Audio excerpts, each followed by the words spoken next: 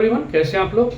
Finally दोस्तों 69 मुख्य परीक्षा का रिजल्ट आ चुका है यूपीएससी का। और जिन लोगों का रिजल्ट हुआ है उन्हें बहुत बहुत शुभकामनाएं। और जो लोग नहीं हो पाया कोई बात नहीं, मेहनत करते रहें, निश्चित तौर पे आपको सफलता मिलेगी। दोस्तों जिनका रिजल्ट हुआ है वो अभी से ही लग जाएं, क्योंकि अक्सर देखा गया है कि इंटरव्यू के दौरान होता क्या है कि बच्चे तैयारी नहीं कर पाते हैं और उस दौरान फिर आप लिखना स्टार्ट करते हैं, नोट्स बनाना स्टार्ट करते हैं। तो अभी का जो फेज है आप उसे गंवाइए नहीं, ये आपका कह सकते हैं अंतिम पड़ाव है। अगर यहाँ अच्छा आप कर गए तो निश्चित तौर पे आपको एक रिजल्ट तो होगा ही, साथ साथ आपका रैंक भी डिसाइड करेगा। और जो बार बार तैयारी करने की जो प्रवृत्ति होती है कि यार अच्छा रैंक आए तो अच्छे पोस्ट मिले, उससे आप मुक्त हो जाएंगे। अच्छा पोस्ट मिल गया तो फिर कोई दिक्कत नहीं। लेकिन इस दौरान क्या तैयारी करें, ये बहुत ज़रूरी चीज़ें होती है। तो निश्चित तौर पे आज हम उस पर ही चर्चा करेंगे कि किन किन चीज़ों को आपको ध्यान में रख कर तैयारी करनी होगी। और उसके लिए आप एक कॉपी बना लीजिए और जो चीज़ बताई गई है उस पर आप काम स्टार्ट कर लीजिए। विश्वास कीजिए दोस्तों, जो बताया जा रहा है वो बिल्कुल 100% आपके लिए लाभकारी होगा, क्योंकि हम लोग लगातार 64 से लेकर 68 तक का जो भी है इंटरव्यू टॉपर दिए हैं हम लोग रैंकर्स संस्थान से। तो मेरी बात को मानिए, विश्वास कीजिए और प्रयास करके देखिए। आइए सबसे पहले किसी भी इंटरव्यू के लिए क्या क्या आवश्यक है। तो आपको इंटरव्यू के लिए मुख्य रूप से 5 चीजों पर ध्यान देना होता है। पहला है बायोडेटा। बायोडेटा पर काम करना पड़ेगा। फिर है आपका एजुकेशनल बैकग्राउंड क्या क्या है, उस पर काम करेंगे। फिर करेंट इशू पर काम करेंगे, बिहार पर और पोस्ट रिलेटेड। ये 5 चीजों पर आपको काम करना होगा। अब हम एक एक करके आते हैं कि बायोडाटा के संबंध में क्या क्या देख लें, फिर उसके बाद एजुकेशनल बैकग्राउंड में क्या क्या देखना है, ये सब। तो आइए देखिए पहले बायोडाटा के संबंध में क्या क्या है। तो बायोडाटा सबसे पहले होता क्या है कि ग्रेजुएशन ईयर जो होता है वो इम्पॉर्टेंट है आपका, क्योंकि पहला क्वेश्चन ही हो सके पूछ दिया आपसे कि आपने ग्रेजुएशन कब किया है।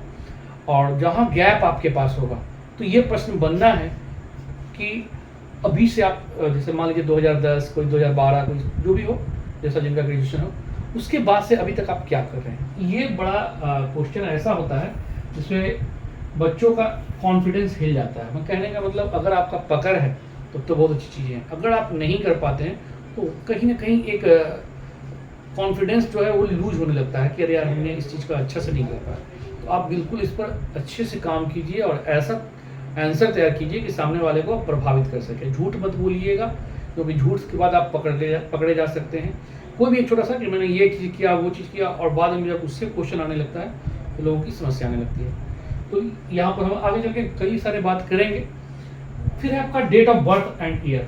बहुत लोगों का मानना है कि सर ऐसा नहीं पूछा जाता है, लेकिन विश्वास कीजिए कई ऐसे स्टूडेंट से इन पर क्वेश्चन पूछा गया कि डेट ऑफ बर्थ क्या है। और मान लीजिए किसी का खास तौर पे 5 जून वगैरह ऐसा हो गया, या कोई ऐसा दिन जिससे कोई दिवस मनाया जा रहा हो, या फिर कोई ऐसा साल जो विशेष रूप से घटना घटित हुई हो, तो वहाँ से प्रश्न आपके पूछे जा सकते हैं। एक और प्रवृत्ति देखने को मिली है खासतौर पे 67 और 68 में कि कुछ क्वेश्चन जो है वो आपका ग्रेजुएशन ईयर से पूछा गया है। मतलब आपका ग्रेजुएशन किस साल हुआ है, उस साल की कोई महत्वपूर्ण घटना क्या थी। तो ये कई बच्चे से पूछा गया है। तो ये आप ध्यान रखिएगा, ग्रेजुएशन ईयर भी देख लीजिएगा, यहाँ से पूछा जा सकता है। फिर है आपका एड्रेस। आप किस स्टेट से हैं। बिहार के हैं तो कोई दिक्कत ही नहीं है, लेकिन अदर स्टेट से हैं तो आप अपना स्टेट का भी देख लीजिएगा। खासतौर पे बाउंड्री वगैरह से, बिहार है, यूपी है, तो बाउंड्री वगैरह पूछता है कि कौन कौन बिहार के जो ज़िले हैं उनसे कौन सा ज़िला आपका टच करता है, ये वो क्वेश्चन। दूसरा है डिस्ट्रिक्ट। आपका जो ज़िला है उससे काम कर लीजिए। बिहार का अगर कोई ज़िला है तो उस पर काम करना पड़ेगा। टाउन या विलेज, अगर कोई खास गाँव वगैरह है जो चर्चा में रहा हो या फिर कभी प्रचलित ऐसा रहा हो, या कोई शहर जहाँ से आप हैं, जैसे पटना है तो स्वाभाविक है पटना के बारे में आपसे क्वेश्चन पूछेगा कि इस पाटलिपुत्रा की स्थापना किसने की, मध्यकाल में पाटलिपुत्रा को किस नाम से जाना जाता था, और कौन कौन से नाम हैं। तो इसी प्रकार कई सारे ऐसे टाउन वगैरह हैं जहाँ से आपके प्रश्न पूछे जा सकते हैं। नेक्स्ट है आपका हॉबी। हॉबी बहुत ज़्यादा इंपॉर्टेंट होता है दोस्तों, क्योंकि हॉबी से लगातार प्रश्न पूछे जाते हैं। और ऐसा नहीं है कि क्वेश्चन जो बना गया आप कुछ भी बोल के निकल जाएंगे। अक्सर देखा गया कि जब हम लोग क्वेश्चन करते हैं तो बच्चा हॉबी बीच में चेंज कर लेते हैं। तो देखिए हॉबी ऐसा नहीं कि कुछ भी रख लिए, चलो इंटरव्यू के दौरान देख लेते हैं 2-4 क्वेश्चन।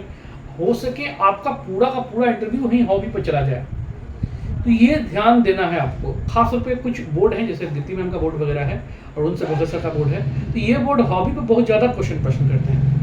तो ये भी ध्यान रखना है आपको। बोर्ड पर भी डिपेंड करता है कि बोर्ड का क्वेश्चन किस तरह से पूछा जाता है, किन बेस पर आधारित होता है, या नंबर ऑफ क्वेश्चन किस टॉपिक से ज़्यादा पूछते हैं। तो ये चीज़ें तो वो वैरी करता है अपना बोर्ड मेंबर पर भी। और चर्चा करेंगे कि किनका क्या रहा बैकग्राउंड वगैरह, क्या पूछा जाता है ज़्यादातर। फिर इसके बाद आइडियल पर्सन है। आइडियल पर्सन पर भी आप काम कर लीजिए। अगर कोई एक आइडियल पर्सन हो अगर तो अच्छी बात है, नहीं तो आप किसी न किसी को मानते ही होंगे जिनका बिहेव अच्छा लगता है, या किसी का विचारधारा, सबसे अच्छी चीज़ विचारधारा, उनकी विचारधारा आपको प्रभावित करती है, तो आप ऐसे व्यक्ति को रख सकते हैं और उनके बारे में इर्द गिर्द देखकर अभी ही आप पॉइंट आउट कर लीजिए। फिर इसके बाद है जॉब। अगर जो व्यक्ति जॉब में है किसी भी पोस्ट पे, अगर बीपीएससी सेलेक्टेड है या कोई और जॉब, तो जॉब से समझिए कि आपका लगभग मोर देन 40% आपका जो प्रश्न होगा वो जॉब रिलेटेड ही होगा। अक्सर देखा गया है जॉब वाले से प्रश्न पूछा जाता है। फिर इसके बाद हम देखते हैं नेक्स्ट टॉपिक हमारा कि एजुकेशनल बैकग्राउंड पर क्या क्या हो सकता है। तो देखिए एजुकेशनल बैकग्राउंड में सबसे पहले तो आपका स्कूलिंग देखेगा, स्कूलिंग कहाँ से हुई है। अगर आपका कोई स्कूल जैसे डीएवी है, केंद्रीय विद्यालय है, नेत्राहाट है, नवोदय है, तो ऐसे में आपका इन क्षेत्र से भी प्रश्न पूछा जाता है। इसके अलावा ग्रेजुएशन से एकेडमिक प्रश्न पूछे जाएंगे। अगर मान लीजिए यूनिवर्सिटी कौन सा है आपका, अगर मान लीजिए ग्रेजुएशन में एकेडमिक या कोई ऐसा यूनिवर्सिटी है तो स्थापना कब हुई, तो इस प्रकार के प्रश्न एकेडमिक से भी पूछे जाते हैं। इसके अलावा देखिएगा कि ग्रेजुएशन सब्जेक्ट जो रहा है वहाँ भी आपको काम करके रखना पड़ेगा, क्योंकि काफ़ी समय हो जाता है तो बच्चे उस पर ज़्यादा ध्यान नहीं दे पाते हैं, और जब प्रश्न यहाँ से पूछा जाता है तो ये समस्या आएगी। FAO वाले हैं तो बिल्कुल अपना सब्जेक्ट पर ज़्यादा फोकस करें, क्वेश्चन आपको वहाँ से अधिकतर पूछा जाएगा। इसके अलावा ऑप्शनल सब्जेक्ट में ऐसा नहीं कि केवल FAO से रिलेटेड है उन्हीं से पूछा जाएगा। ऑप्शनल पेपर भले लगता हो कि आपका ऑब्जेक्टिव बेस्ड हो, लेकिन ऑप्शनल 68 में भी सब्जेक्ट से पूछा गया, तो आप इस चीज़ को ध्यान में रखें। आपका ऑप्शनल पेपर है वो भी पढ़ लीजिए, ठीक है। तो ये रहा एजुकेशनल बैकग्राउंड से संबंधित कुछ प्रश्न वगैरह। और एक चीज़ और कभी देखा गया है, जहाँ से आप ग्रेजुएशन करते हैं, खासतौर पर इंजीनियरिंग बैकग्राउंड के जो बच्चे हैं कहीं बाहर से करते हैं, तो वो लोकेशन के बारे में भी पूछते हैं, जहाँ उनका रहा है कॉलेज वगैरह, तो वहाँ से भी रिलेटेड कुछ क्वेश्चन पूछेंगे आपसे। नेक्स्ट जो हमारा टॉपिक करेंट इशू में आपको नेशनल, इंटरनेशनल और बिहार तीनों मुद्दा को कवर करना है। खासतौर पे न्यूज़पेपर आप अभी से ही देखना स्टार्ट कर दीजिए। एटलीस्ट आपको एक न्यूज़पेपर तो पढ़ना ही होगा, लेकिन और वो भी बिहार बेस्ड, बिहार का कोई न्यूज़पेपर पढ़ना ही होगा आपको। सबसे अच्छा पेपर माना जाता है हिंदुस्तान है, क्योंकि इससे काफ़ी ज़्यादा लोग प्रभावित होते हैं। इसके अलावा दूसरा में दैनिक जागरण है, राष्ट्रीय दैनिक जागरण, भास्कर, जो भी हो बिहार का, ठीक है। जनसत्ता में भी आजकल देखते हैं, लेकिन जनसत्ता चूंकि दिल्ली की है तो बहुत ज़्यादा नहीं, बिहार से रिलेटेड हो तो जरूर पढ़िए आपको। तो करंट का मुद्दा पर हम लोग डेली आएंगे, इस पर चर्चा करेंगे कि करंट से कौन कौन सा क्वेश्चन है, किस प्रकार से टॉपिक पर क्वेश्चन बनेंगे, और आपको कैसे बच के निकलना है आंसर में जब भी ऐसा मुद्दा आएगा इस चीज़ को। जैसे बिहार का आरक्षण पर ही है, वहाँ भी हो सकता है फंसने। फिर अभी देखिएगा कि यूपीएससी के द्वारा जो खासतौर पर IAS में देख रहे हैं कि जो एंट्री वगैरह लिटरली एंट्री करवाने की बात चल रही है, तो उस पर आपको कैसे जवाब देना हो, तो ये सब मुद्दा पर काफ़ी ज़्यादा प्रश्न आपके बनेंगे। अब आइए एडमिनिस्ट्रेशन, तो देखिए कैसे प्रश्न हो सकते हैं। तो पहला तो आपका सिविल सर्विसेज से रिलेटेड क्वेश्चन पूछा जाएगा। सिविल सर्विसेज में जैसे आप क्यों आना चाहते हो, ये कॉमन क्वेश्चन है, लगभग लोगों से पूछा जाता है कि आप सिविल सेवा में क्यों आना चाहते हैं, और इसका जो आंसर हो, आंसर में भी देखिएगा कि ऑब्जेक्टिव बेस्ड हो, ऐसा नहीं कि पूरा कथा कहानी आप 5 मिनट तक लें। दूसरा है आपका ही चयन क्यों हो, ये भी इंपॉर्टेंट है। आने के बाद आप सुधार क्या करोगे, ये बिल्कुल ध्यान रखना है कि इसमें कभी भी गवर्नमेंट या फिर आप जिस सेवा की बात कर रहे हैं उसका बुराई ना हो। अक्सर देखा गया है 1-2 बच्चे ऐसे हुए हैं जो इस प्रकार आंसर दिए हैं कि विवाद का विषय बन गया है और भ्रष्टाचार को मिटा देंगे, ये कर देंगे, ऐसा कुछ मत कीजिएगा वहाँ पर, ठीक है।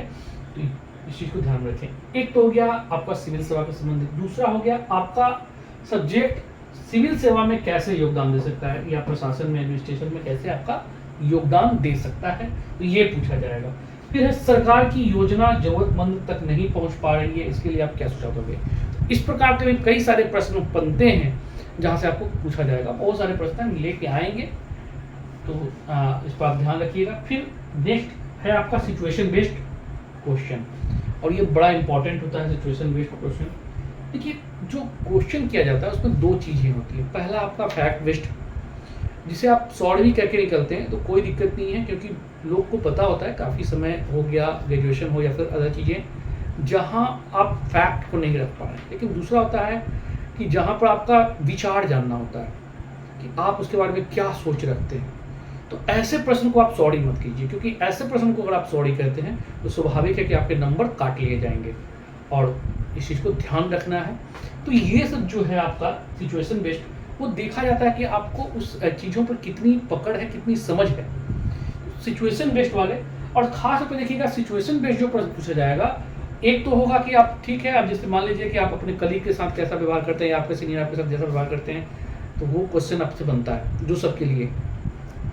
और सारे क्वेश्चन ऐसे होते हैं जो आपके पोस्ट से रिलेटेड हैं। कहने का मतलब है कि आप पोस्ट प्रेफरेंस जिस पोस्ट के लिए दिए हैं, तो उसके कम से कम स्टार्टिंग के 5 पोस्ट आपको तो पोस्ट रखना है, तो क्योंकि हो सके कभी क्रम में भी पूछा दिया जाता है, और कभी कभी ये भी हुआ है कि लास्ट पोस्ट भी पूछा गया है जाते हुए भी। इंटरव्यू में एक जो भी गौतम जी हैं, जो खासतौर पर देखिएगा कि अभी RDO में सिलेक्शन हुआ है 67 वाले में, तो उनसे भी देखिएगा लास्ट समय जाते समय बिल्कुल दरवाजे में पूछा गया कि बेटा ये बताओ लास्ट पोस्ट तुम्हारा क्या है। तो आप ये भी ध्यान रखें, लास्ट पोस्ट की 2 कम से कम देख लें, और पोस्ट से रिलेटेड आपको क्वेश्चन पूछा जाएगा सिचुएशन बेस्ड वाला, तो उस पर काम करना पड़ेगा। इसके अलावा नेक्स्ट प्रश्न है आपसे, टॉपिक है बिहार। बिहार में जैसे आपका भौगोलिक बारे में उसकी जानकारी हासिल करनी है ना, उसका जो चौहद्दी वगैरह हो गया, या फिर आपको देखिएगा कैसे नॉर्थ का नेपाल से कौन कौन टच करता है जिला, तो ये सब साउथ में कौन कौन से हैं, तो ये तो है भौगोलिक जो भी। वो फिर हिस्टोरिकल यहाँ से भी प्रश्न पूछे जाते हैं जो इतिहास बिहार में, तो ऐसा प्रश्न रहा तो वो भी इम्पोर्टेंट है आपका। फिर है आपका पर्यटन, बिहार में क्या क्या पर्यटन है, और इस चीज़ को ध्यान रखिएगा। खासतौर पे आप सर्किट वगैरह भी देख लीजिएगा, और रामायण सर्किट कौन सा है, फिर आपके पास अम्बेडकर सर्किट का निर्माण किया जा रहा है वो है, जैन सर्किट में है, तो इससे कई सारे प्रश्न हैं जहाँ से आपको पूछे जा सकते हैं।